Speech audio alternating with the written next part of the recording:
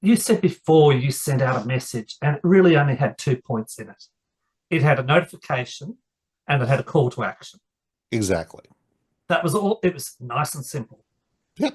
Very few words indeed, but it got the message across and obviously had a positive result.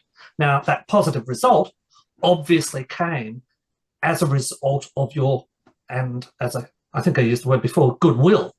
You'd carried that goodwill, that reputation, that credibility with you. Therefore, that message was received with all of that attached, though it wasn't necessarily had to be worded.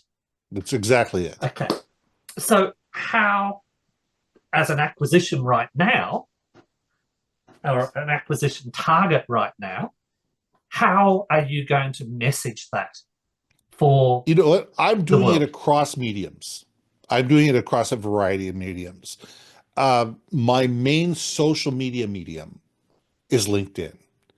On Yep. December 26th, I started the campaign. And it started off with a picture, eight different pictures of me within a larger image in just eight different poses that said, it says, "You've seen many faces of Ben Baker. Get ready for a new one, January 2nd, 2025." For the last 5 or 6 days, I've been putting up a quote every single day on change.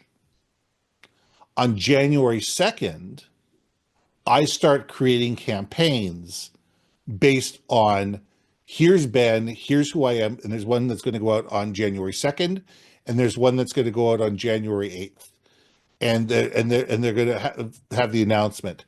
And every Wednesday for the next 15 or 16 weeks, there will be an announcement that goes out with a different image. And each one of those images are people on my website that have given me a recommendation saying, come talk to me.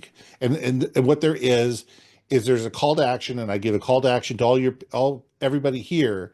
If you go to www.imbenbaker.com and you book a booking link, I'll have a 30-minute conversation with you.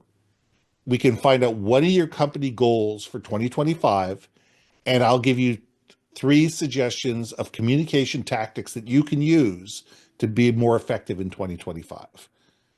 And that's the call to action. The same thing is going Mm-hmm. out in my newsletter. And there's also a series of personal conversations and personal calls that are going with me.